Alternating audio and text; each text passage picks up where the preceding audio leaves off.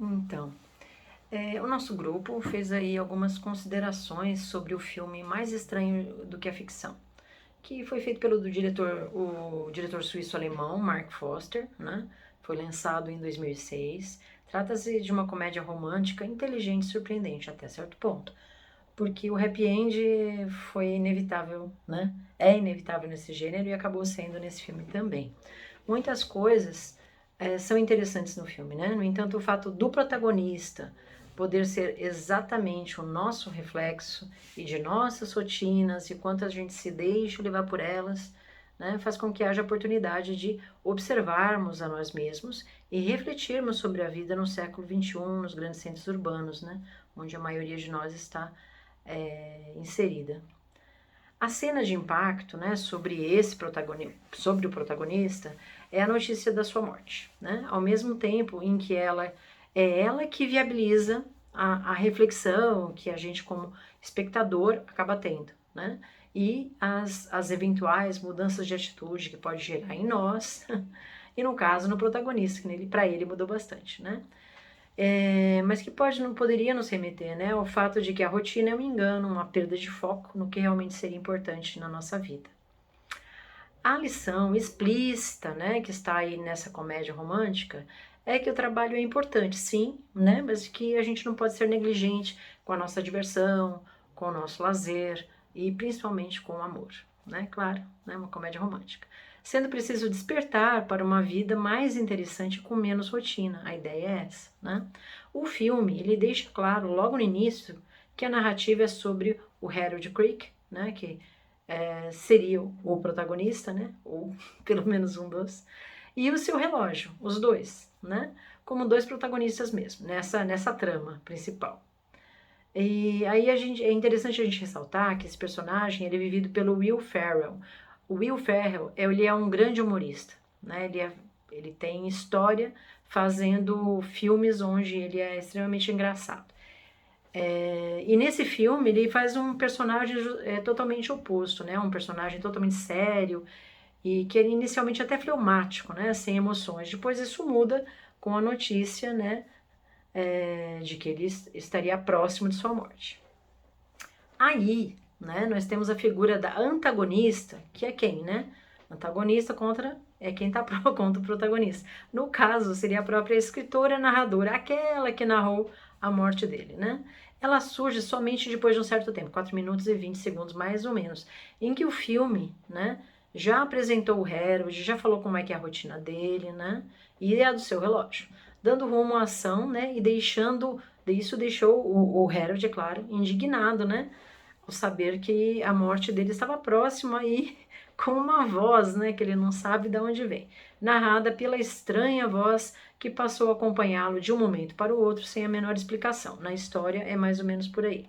Quem é essa antagonista? Justamente a narradora da história do Harold, né? A Karen Eiffel, que é uma escritora britânica, conhecida por matar em suas histórias todos os seus protagonistas, vivida pela lendária atriz Emma Thompson, que, olha só, não por acaso, ela é roteirista, ela foi escritora barra roteirista, né, de diversos, dezenas de filmes na vida real dela, né, então ela, de certa maneira, ela está vivendo ela mesma, né.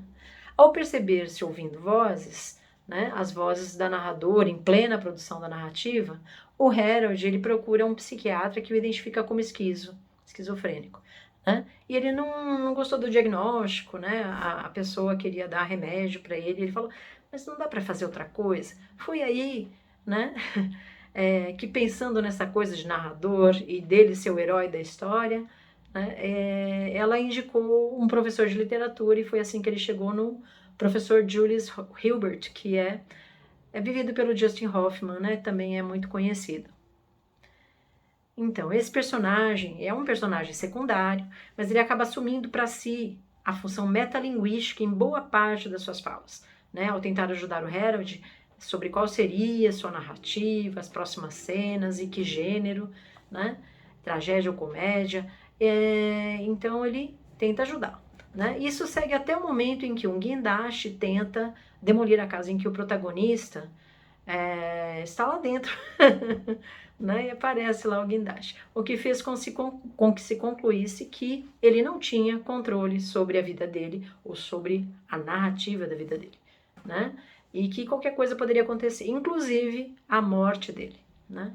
O professor de literatura, professor universitário, ele sugere que ele simplesmente viva a vida e faça o que tem vontade. Aí, né? Aí ele procura guitarra, aprende a tocar guitarra, que é uma coisa que ele sempre quis na vida, né? A narradora personagem, escritora, né, por sua vez, ela antagonista, né, do seu próprio protagonista, na nossa visão, ela segue um enredo paralelo com seu próprio tempo, seu próprio espaço, seu próprio enredo e conflitos, né? O disparador do conflito dessa escritora é o bloqueio criativo que ela tem de 10 anos sem lançar um novo romance, depois de tantos sucessos, né, de vendas que ela tem. Então ela está sendo pressionada.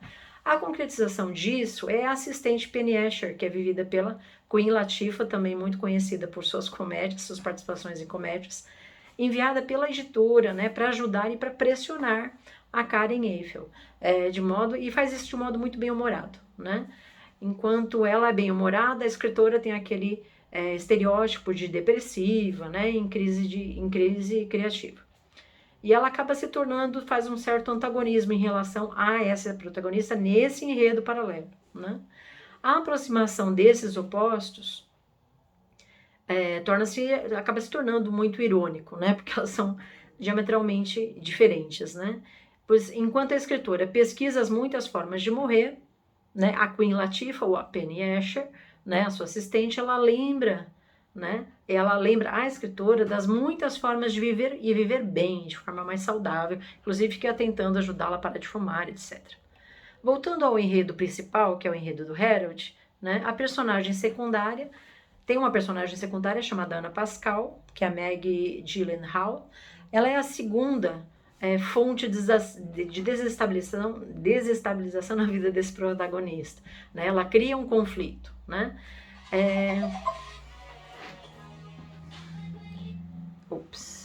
Lembrando, desculpa aí, gente. Lembrando que a primeira, né, foi a iminência da morte anunciada pela narradora, né? Pela narradora, que o Harold lá ouviu a voz dela.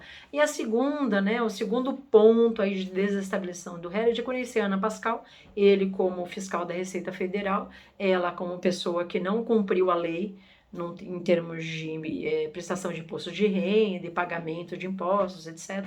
Ele vai auditá-la e quando ele a vê, né, ela o desestabiliza o quê? Pela atração sexual involuntária, né, que ela provoca nele, né, e posteriormente por uma paixão que vai se desenvolvendo. A oposição inicial entre ambos é uma fórmula antiga da comédia romântica, na qual esse confronto entre homem e mulher se transforma em um amor no decorrer do enredo, né. O primeiro conflito do Harold, fundante do filme, né, recebe novo impulso quando ele descobre e localiza quem está escrevendo sua história de vida, com a ajuda do professor de literatura, até porque estava passando uma reportagem na TV dele, e ele reconhece a voz, etc. Né?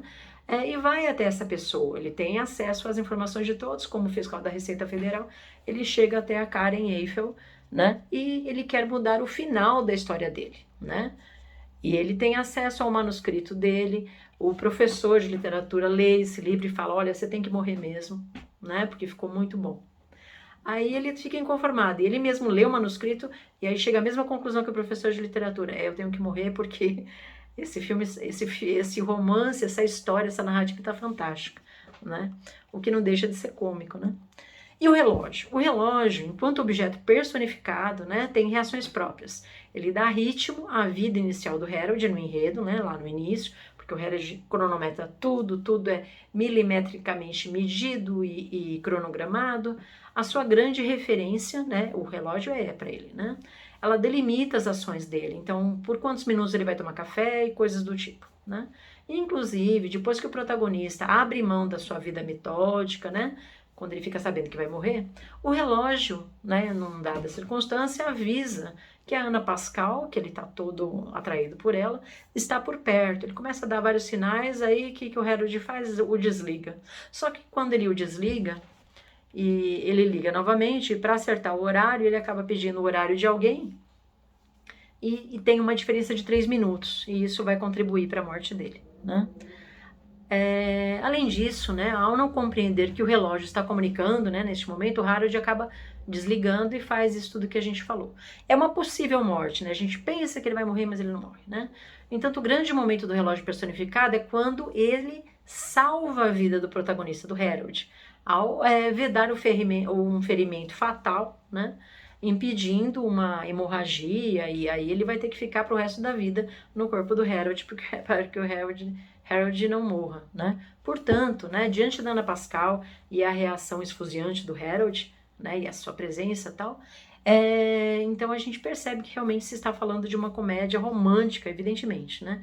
No entanto, a função metalinguística no filme se destaca muito mais do que isso, muito mais que a comédia romântica, que acaba ganhando mais uma coisa de pano de fundo, de paisagem do processo, né? Tem uma coisa muito mais interessante aí. E aí, né, isso não é comum nesse gênero de comédia romântica. O que é muito interessante, porque dá a possibilidade, né, a quem assiste o filme, de questionar o que é verossímil nesse filme, então, e o que não é verossímil.